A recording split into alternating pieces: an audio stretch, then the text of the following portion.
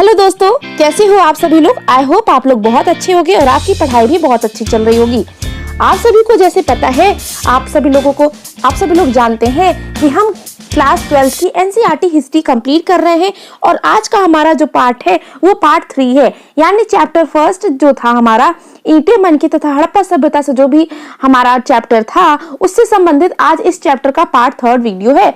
Already 2 part इस chapter के हो चुके हैं, तो फटाफट यूट्यूब चैनल पर हमारे जाइए और उन दोनों पार्ट्स को आप देखिए। आज का जो हमारा पार्ट 3 है उसमें हम पढ़ने वाले हैं शिल्प उत्पादन के विषय में जानकारी, यानी ऑलरेडी हमने इसके जो 4 पॉइंट्स है उसको कंप्लीट कवर कर चुके हैं। तो आज का हमारा जो 5th पॉइंट स्टार्ट होगा, यानी पार्ट 3 में शिल्प उत्पादन के विषय में हम जानकारी लेने वाले हैं। मैं बता दूं कि शिल्प उत्पादन के विषय में हड़प्पा सभ्यता से कौन कौन सी चीजें हमें मिली हैं, इन सभी बातों के बारे में जानकारी इस वीडियो में आपको हम देने वाले हैं। तो बने रहिए हमारे साथ इस वीडियो में अंत तक इन सभी जानकारियों को जानने के लिए। चलिए स्टार्ट करते हैं बिना समय को बर्बाद किए हुए अपना चैप्टर पार्ट 3।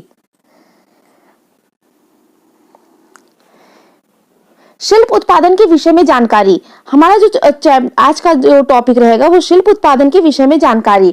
मानचित्र 1 में अगर आप देखेंगे, चिन्हों को चिन्हित कीजिए। मानचित्र 1 में जब आप देखेंगे तो चन्हुद्रो को आप चिन्हित करेंगे। यह मोहनजोदाड़ो की तुलना में बहुत छोटी बस्ती थी। तो मैंने आपको ऑलरेडी पार्ट 2 ऐसे वीडियो बन चुके हैं जिसमें मैंने आपको कंप्लीटली मोहनजोदाड़ो के बारे में बताया है। वो एक विकसित बस्ती थी, नगरीकृत थी। वहां पे दुर्ग और निचले हिस्से के रूप में वहां पर जो भवन निर्माण होते थे इस तरह बनाए जाते थे। उसी प्रकार से मोहनजोदड़ो की तुलना में चन्हुद्रो एक छोटी बस्ती थी। मोहनजोदड़ो की बात करते हैं।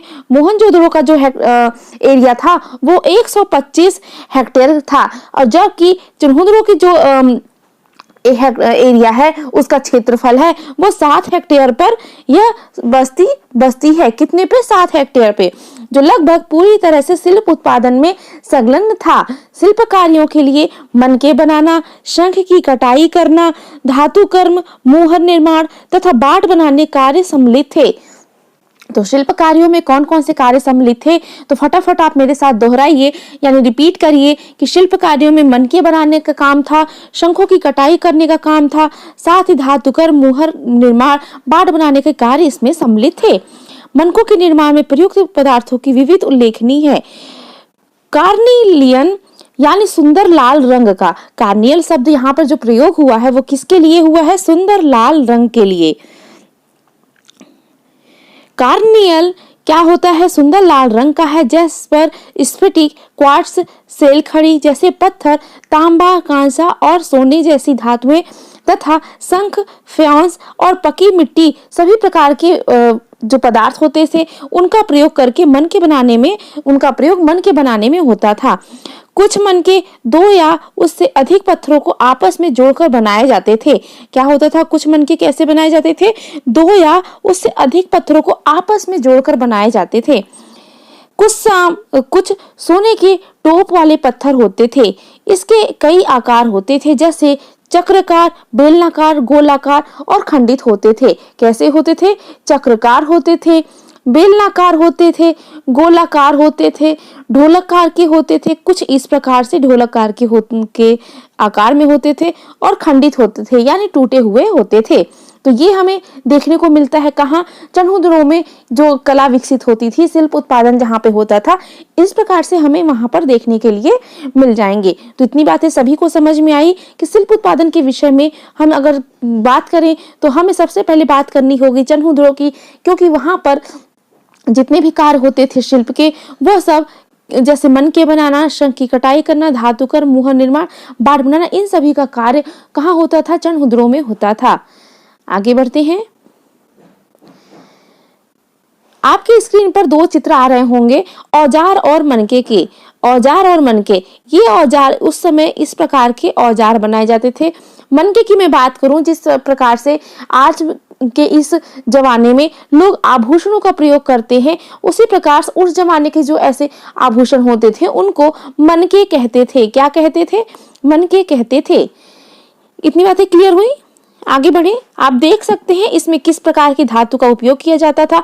मैंने अभी आपको कुछ पत्थरों के बारे में बताया, तो इस प्रकार के पत्थरों का उपयोग करके जो खंडित होते थे, गोलाकार होते थे, बेलनाकार होते थे और ढोलाकार होते थे, इस प्रकार के पत्थरों का उपयोग करके ये मनकों का निर्माण किया जाता था।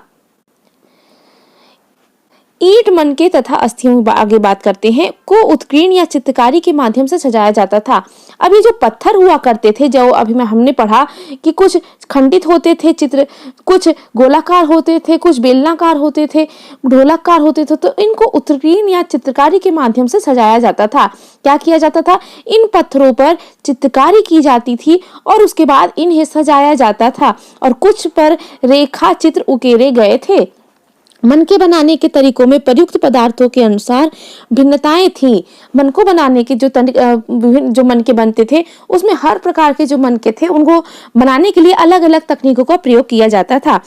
पदार्थों के अनुसार भिन्नताएं थी। सेल खड़ी जो एक बहुत मुलायम पत्थर है। सेल खड़ी क्या होता था? ये बहुत मुलायम पत्थर है पर आसानी से कार्य हो जाता था। कुछ मनके सेल खड़ी चूर्ण के लेप को सांचे में ढालकर तैयार किए जाते थे। तो कुछ मनके कैसे तैयार किए जाते थे? जो सेल खड़ी था, इसके पत्थर से जो चूर्ण निकलता था, उसको उसके लेप को सांचे में ढालकर कोई भी आकृति तैयार कर दी जाती थी। जब वो ठोस अवस्था में आता था तो हमें एक नई आकृति मिलती थी। इससे ठोस पत्थरों को बनने में केवल ज्यामितीय आकारों के विपरीत कई विविध आकारों के मनके बनाए जा सकते थे। सेल खड़ी के सूक्ष्म मनके कैसे बनाए जाते थे? यह प्रश्न प्राचीन तकनीकों का अध्ययन करने वाले पुरातत्वविदों के लिए एक पहेली बन चुका है। यानी सेल खड़ी से जो सूक्ष्म मनके होते थे, छोटे छोटे यानी बहुत छोटे छोटे जो मनके होते थे, वो ये कैसे बनाते थे? जो उस समय के जो आदमी होते थे, उसमें जो कारीगर होते थे, वो कैसे बनाते थे? यह जो पुरातत्वविद हमारे हैं, जो खोज करता है, उनके लिए आज भी पहेली बना हुआ है कि उस समय भी जबकि मशीनों का विकास नहीं हुआ था, किसी भी उपकरण का उपयोग वो नहीं करते थे, लेकिन फिर भी किस प्रकार से इतने छोटे छोटे कारीगरी करके मनके तैयार कर लिए करते थे। आगे बढ़ते हैं, अब बात करते हैं पुरातत्वविदों द्वारा किए गए प्रयोगों में दर्शाया है कि कार्नियल का लाल रंग पीले रंग के कच्चे माल तथा उत्पादन के लिए विभिन्न चरणों में मनकों को आग में पकाकर प्राप्त किया जाता था। मैंने अभी आपको बताया जो कार्नियल होता था वह किसके लिए प्रयोग हो रहा है? लाल रंग के लिए, यानी रेड कलर के लिए। ठीक है, रेड कलर के लिए क्या कॉर्नियल शब्द उपयोग हो रहा है। पीले रंग के कच्चे माल तथा उत्पादन के विभिन्न चरणों में मनकों को आग में पकाकर हम क्या करते थे? विभिन्न रंग प्राप्त करते थे। पत्थर के पिंडों को पहले अपरिष्कृत कर आकारों में तोड़ा जाता था, यानी जो बड़े बड़े पत्थर के टुकड़े थे उन्हें सबसे पहले क्या किया जाता था? छोटे छोटे टुकड़ों में तोड़ा जाता था। क्या कहते? छोटे छोटे टुकड़ों में हम तोड़ते थे, विभाजित किया करते थे और फिर बारीकी से शल्क निकालकर इन्हें अंतिम रूप दिया जाता था। घिसाई, पॉलिश और इसमें छेद करने के साथ ही यह प्रक्रिया पूरी होती थी। किसके साथ? घिसाई, पॉलिश और इसमें छेद करने के साथ ही यह प्रक्रिया पूर्ण होती थी। चन्हुद्रो, लोथल और हाल ही में धौलावीरा से छेद करने के विशेष उपकरण मिले हैं। तो कहां कहां से हमें ये छेद करने वाले उपकरण मिले हैं? तो मिले हैं चन्हुद्रो, लोथल और धौलावीरा। चलिए मेरे साथ बोलेंगे, छेद करने वाले उपकरण हमें मिले हैं चन्हुद्रो, लोथल और धौलावीरा। चन्हुद्रो, लोथल और धौलावीरा। यदि आप मानचित्र 1 में देखेंगे, नागेश्वर तथा बालाकोट को चिन्हित करें तो आप पाएंगे कि दोनों बस्तियां समुद्र तट के समीप थीं। नागेश्वर तथा बालाकोट दोनों बस्तियां जो थीं वो किसके समीप थी? समुद्र के समीप आपको देखने को मिलेंगी। ये शंख से बनी वस्तुओं, उसमें से चूड़ी, करछियां और पिचकारी वस्तुएं सम्मिलित है। अब जो समुद्र के किनारे थी, तो समुद्र में आपको पता है कि हमें शंख की उपलब्धता देखने को मिलती है। समुद्र में बात करें तो जहां पर चूड़ियां, करछियां और पिचकारी की वस्तुएं सम्मिलित हैं, के निर्माण की वस्तुएं हमें देखने को मिलती हैं। के निर्माण के विशिष्ट केंद्र थे और ये चूड़ी, करछियां, पिचकारी के विशिष्ट केंद्र भी थे। कौन से? नागेश्वर और बालाकोट, क्योंकि ये समुद्र के किनारे अवस्थित थे। इस प्रकार यह भी संभव है कि चनहुंद्रो और लोथल से तैयार माल जैसे मनके, मोहनजोदड़ो और हड़प्पा जैसे बड़ी शहरी केंद्रों तक लाया जाता था। तो ये छोटे छोटे बस्तियों में जो भी मनके तैयार होते थे, जो भी पिचकारी होती थी, इनको मोहनजोदड़ो और हड़प्पा जैसे जो बड़े शहर थे वहां पर व्यापार के लिए लाया जाता था। आगे बढ़ते हैं। उत्पादन केंद्रों की पहचान। अब उत्पादन केंद्रों की पहचान करना है हमें उत्पादन केंद्रों की पहचान करना है। शिल्प उत्पादन के केंद्रों की पहचान के लिए पुरातत्वविद समांतर निम्नलिखित को ढूंढते हैं। प्रस्तर पिंड, पूरे शंख, तांबा अयस्क जैसा कच्चा माल, औजार, अपूर्ण वस्तु में त्याग दिया गया माल और कूड़ा करकट। इन सभी वस्तुओं से हम अंदाजा लगा सकते हैं कि उत्पादन केंद्र कौन कौन से थे, यानी जहां पर सभी वस्तुओं का उत्पादन होता है, उनको बनाया जाता है, ऐसे कौन कौन से स्थान थे।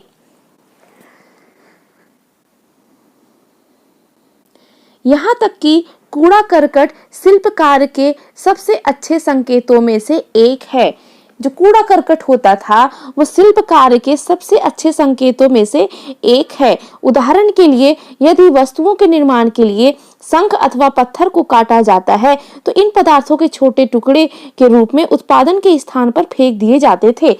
यानी किसी भी स्थान को अगर हमें उसके बारे में समझना है तो अगर हम वहां के कूड़ा करकट को देखेंगे तो हम इससे अंदाजा लगा सकते हैं कि वहां पर किस प्रकार का कार्य हो रहा था, कौन सी वस्तुएं बनाई जाती हैं, कौन कौन से वस्तुओं का निर्माण होता है। कभी कभी बड़े बेकार टुकड़ों को छोटे आकार की वस्तुएं बनाने के लिए प्रयोग में किया जाता था।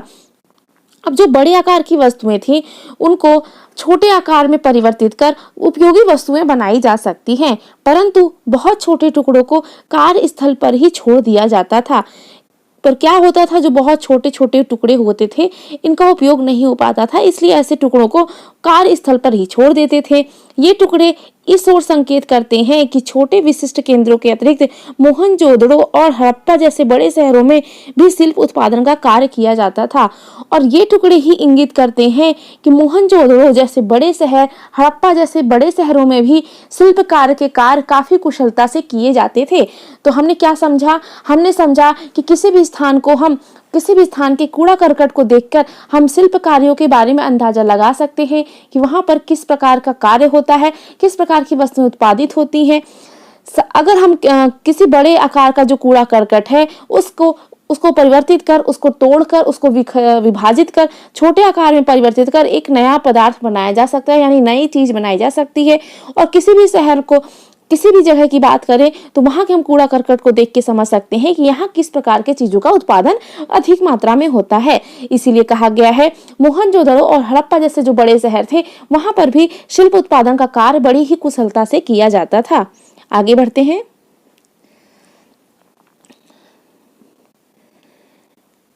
माल प्राप्त करने संबंधी नीतियां। माल प्राप्त करने संबंधी नीतियां क्या थी? जैसा कि स्पष्ट है कि शिल्प उत्पादन के लिए कई प्रकार के कच्चे माल का प्रयोग होता था। अब आपको पता है किसी भी चीज को बनाने के लिए हमें सबसे पहले क्या चाहिए होता है? हमें रॉ मटेरियल चाहिए होता है, यानी कच्चा माल चाहिए होता है। तो माल हमें प्राप्त करने की नीतियां क्या थी उस समय? हड़प्पा संस्कृति के समय मोहनजोदाड़ो में जो नगरीकृत था वहां पर कौन कौन से जो वस्तुएं निर्माण होती थी, तो कौन कौन से कच्चे माल की आवश्यकता होती थी, इसी के बारे में इस पूरे पैराग्राफ में हम पढ़ने वाले हैं। उत्पादन के लिए कच्चे माल का प्रयोग होता है। हालांकि कुछ जैसे कि मिट्टी स्थानीय स्तर पर उपलब्ध हो जाते हैं, लेकिन अगर हमें कुछ ऐसी चीजें होती हैं जो कच्चे माल जो स्थानीय स्तर पर ही हमें उपलब्ध हो जाती हैं। जैसे अगर हमें मिट्टी के कोई बर्तन बनाने हैं तो ये हमें मिट्टी स्थानीय स्तर पर ही मिल जाएगी। इसके लिए हमें कहीं और जाने की या कच्चा माल मंगाने की जरूरत नहीं पड़ेगी। स्थानीय स्तर पर उपलब्ध होंगे। कुछ अन्य जैसे पत्थर, लकड़ी तथा धातु जलोढ़क मैदान से बाहर के क्षेत्रों से मंगाने पड़ते थे। जैसे कुछ कीमती पत्थर होते हैं, कुछ लकड़ियां होती हैं, धातु होते हैं, तो ऐसे चीजों को हमें बाहर से मंगाना पड़ता था। बैलगाड़ियों के मिट्टी से बने खिलौनों के प्रतिरूप संकेत करते हैं कि यह सामान तथा लोगों के लिए स्थल मार्गों द्वारा परिवहन का एक महत्वपूर्ण साधन था। तो आप जान सकते हैं उस समय बैलगाड़ी का विकास हो चुका था। किसका? बैलगाड़ी का। संभवतः सिंधु तथा इसकी उप नदियों के बगल में बने नदी मार्गों और साथ ही तटीय मार्गों का भी प्रयोग किया जाता था। तो आपको पता होना चाहिए जितने भी जो ये संस्कृति थी वह किसी न किसी नदी के किनारे अवस्थित थी और उस समय नदी मार्गों के साथ ही तटीय मार्गों का भी प्रयोग होने लगा था। उपमहाद्वीपीय तथा उसके आगे से आने वाला माल, उपमहाद्वीपीय और उसके आगे आने वाला माल। उपमहाद्वीपीय की बात करते हैं तो जो भारतीय उपमहाद्वीप है उसके जो अगल बगल क्षेत्रों से जो माल आता था उसके बारे में बात करेंगे। हड़प्पावासी शिल्प उत्पादन हेतु माल प्राप्त करने के लिए कई तरीके अपनाते थे। हड़प्पावासी क्या करते थे? शिल्प उत्पादन करने हेतु माल प्राप्त करने के लिए कई सारे तरीके अपनाते थे। उदाहरण के लिए उन्होंने नागेश्वर, मैंने अभी आपको बताया, नागेश्वर और बालाकोट की नदियों, ये समुद्र के तट पर स्थित थे में जहां शंख आसानी से उपलब्ध होता था। अब समुद्र के तट पर स्थित थे तो यहाँ पर इनको क्या मिलेगा? आसानी से शंख मिलेगा। शंख की उपलब्धता हमें कहाँ मिलती है? जनरली आप देखेंगे कि समुद्रों से शंख मिलता है और नागेश्वर और बालाकोट कहाँ पर था? समुद्र के तट पर स्थित था, इसलिए यहाँ पर शंख की उपलब्धता बहुत आसानी से मिलती थी। ऐसे ही कुछ अन्य पुरास्थल थे। सुदूर अफगानिस्तान में शोतुघई, जो अत्यंत कीमती माने जाने वाले नीले रंग के लाजवर्त मणि से सबसे अच्छा स्रोत के निकट स्थित तथा लोथल में कर्नियल, गुजरात में भड़ौच, सेलखड़ी दक्षिण राजस्थान और उत्तर गुजरात में धातु राजस्थान के स्रोतों से निकट था। तो बात करते हैं कि कौन कौन जगह से कौन कौन सी चीजें हमें मिलती थी। तो हमें जो नागेश्वर और बालाकोट था वहां से शंख मिलता था। अफगानिस्तान के शोरतुघई से अत्यंत कीमती माने जाने वाले नीले रंग के लाजवंत मणि का वहां पे मिलता था। लोथल से क्या मिलता था? कॉर्नियल, जो लाल कलर की मिट्टी होती थी, गुजरात के भड़ौस से मिलती थी। सेलखड़ी कहाँ से मिलता था? दक्षिणी राजस्थान तथा उत्तरी गुजरात से मिलता था। धातु राजस्थान से मिलता था। तो ये थे स्रोत विभिन्न प्रकार के कच्चे माल के लिए जिसका प्रयोग करके विभिन्न प्रकार की शिल्पकारी होती थी। समझ में आई? एक बार फिर से रिवीजन करते हैं। सभी लोग मेरे साथ बोलेंगे, मेरे साथ बोलते चलेंगे कि हमें नागेश्वर और बालाकोट से क्या मिला? शंख मिला। और अफगानिस्तान के शोरतुघई से लाजवर्त मणि मिलता है। और उसके साथ ही कॉर्नियल की बात करते हैं तो कॉर्नियल हमें मिलता है लोथल के गुजरात के भड़ौच में। सेलखड़ी हमें मिलेगा कहाँ से? दक्षिणी राजस्थान और उत्तरी गुजरात से। और धातु राजस्थान से हमें प्राप्त होगा। इतनी बातें समझ में आई? आई होप आपको इतनी चीजें समझ में आ रही होंगी। वीडियो अच्छा लग रहा है तो वीडियो को लाइक जरूर करिएगा। कमेंट करना बिल्कुल मत भूलिएगा कि आपको ये वीडियो कैसा लग रहा है। साथ ही अभी तक जिसने चैनल को सब्सक्राइब नहीं किया है फटाफट चैनल को सब्सक्राइब कर लीजिए, क्योंकि आपकी पूरी क्लास 12 की एनसीईआरटी हिस्ट्री कंप्लीट होने वाली है। तो फटाफट चैनल को सब्सक्राइब कर लीजिए अपनी 12th क्लास की हिस्ट्री कंप्लीट करने के लिए। चलिए आगे बढ़ते हैं। कच्चा माल प्राप्त करने की एक अन्य नीति थी। राजस्थान के खेतड़ी अंचल तांबे के लिए प्रसिद्ध था। राजस्थान का खेतड़ी अंचल किसके लिए प्रसिद्ध था? तांबे के लिए प्रसिद्ध था। दक्षिण भारत सोने के लिए प्रसिद्ध थे। जैसे क्षेत्रों में अभियान भेजना, इन अभियानों के माध्यम से स्थानीय समुदायों के साथ संपर्क स्थापित करना, यानी ऐसे स्थानों पर एक अभियान भेजा जाता था और यहाँ के अभियान भेजने के साथ ही यहाँ के जो स्थानीय लोग थे उनसे संपर्क बनाया जाता था। इन इलाकों में यदा कदा मिलने वाली हड़प्पाई व पुरावस्तुएं ऐसे संपर्कों के संकेतक हैं। खेतड़ी क्षेत्र में मिले साक्ष्यों को पुराविदों ने गणेश्वर जोधपुरा संस्कृति का नाम दिया है। अब जो खेतड़ी क्षेत्र में जो मिले है, हमें साक्ष्य मिले हैं, पुरातत्व को जो साक्ष्य मिले हैं उनको क्या नाम दिया है? तो गणेश्वर जोधपुरा संस्कृति नाम दिया है। तो अगर आपसे क्वेश्चन पूछा जाता है कि गणेशपुर जोधपुरा संस्कृति किस क्षेत्र से संबंधित है, तो आपका आंसर होना चाहिए खेतड़ी क्षेत्र से संबंधित है। इतनी बातें क्लियर हुई। खेतड़ी क्षेत्र से हमें कौन सी संस्कृति देखने को मिलती है? तो गणेश्वर जोधपुरा संस्कृति देखने को मिलती है। इस संस्कृति की विशिष्ट मृदभांड हड़प्पाई मृदभांडों से भिन्न थे। यहाँ तांबे की वस्तुओं की असाधारण संपदा मिली है। यानी जो खेतड़ी है वह तांबे के भंडार के लिए प्रसिद्ध है और यहाँ पे इसी तांबे के भंडार के कारण इसे गणेश्वर जोधपुरा संस्कृति कहा गया है। और यहाँ के जो मडभान थे वो तांबे की बहुत ही अनोखी कला से बने होते थे। ऐसे संभव है कि इस क्षेत्र के निवासी हड़प्पा सभ्यता के लोगों को तांबे भेजते थे। अब जनरली इसी बात है, जाहिर सी बात है कि यहाँ पर तांबे की उपलब्धता अधिक थी, तो हड़प्पा वासियों को यहाँ से तांबा निर्यात किया जाता रहा होगा। तो इतनी बात समझ में आई। एक बार फिर से रिवीजन करते हैं। चलिए मेरे साथ बोलिए कि खेतड़ी अंचल किसके लिए प्रसिद्ध था? तो खेतड़ी अंचल तांबे के लिए प्रसिद्ध था। साथ ही दक्षिण भारत प्रसिद्ध था किसके लिए? सोने के लिए। खेतड़ी अंचल में तांबे की उपलब्धता को देखते हुए, साक्ष्यों को देखते हुए पुरातत्वविदों ने उसे गणेश्वर जोधपुरा संस्कृति नाम दिया है। क्या नाम दिया है? गणेश्वर जोधपुरा संस्कृति नाम दिया है। और यहाँ के जो मृदभांड थे वो तांबे की विभिन्न अनोखी कलाओं से निर्मित थे। संभव ऐसा माना जाता है कि हड़प्पा निवासियों को तांबा यहीं से निर्यात किया जाता था। इतनी बातें क्लियर हुई। आगे बढ़ते हैं। चलिए मैप में थोड़ा सा देखते हैं। मैप में आपको देखने को मिलेगा, सबसे पहले आपको मैं हड़प्पा दिखाती हूँ। ये आपके हड़प्पा अरब सागर के उत्तर के साइड में आपको हड़प्पा देखने को मिलेगा। लोथल जो कि एक तटीय क्षेत्र था और यहाँ पर यह लोथल एक बंदरगाह भी था। सुत कांगेडोर ये है आपके। साथ ही दिलमुन यहाँ पर मिलेगा। मेसोपोटामिया ये आपके मिस्र में है। शहरी शोकता, टेपिसायाह, मगान, रसाल जनैन ये सारे जगह थे जो उस समय हड़प्पा के समकालीन क्षेत्र माने जाते हैं। क्लियर हुआ सभी को? आप सभी लोग अपनी बुक में एक बार फिर से इस मैप को जरूर स्टडी करिएगा और मुझे कमेंट सेक्शन में लिखकर जरूर बताइएगा कि वीडियो आपको ये कैसा लगा। साथ ही आपको ये इन्फॉर्मेशन, मेरे द्वारा दी गई इन्फॉर्मेशन कितनी आपके लिए हेल्पफुल है, कमेंट में जरूर लिखकर बताइएगा। वीडियो को लाइक करिए, शेयर करिए, अपने छोटे भाई बहनों को, अपने फ्रेंड्स को शेयर करिए और चैनल को सब्सक्राइब कर लीजिए। वीडियो को अंत तक देखने के लिए आपका बहुत बहुत धन्यवाद। मिलते हैं अगले चैप्टर में अगले टॉपिक के साथ एक धमाकेदार तरीके से। तब तक के लिए खुश रहिए, पढ़ते रहिए, मुस्कुराते रहिए। धन्यवाद।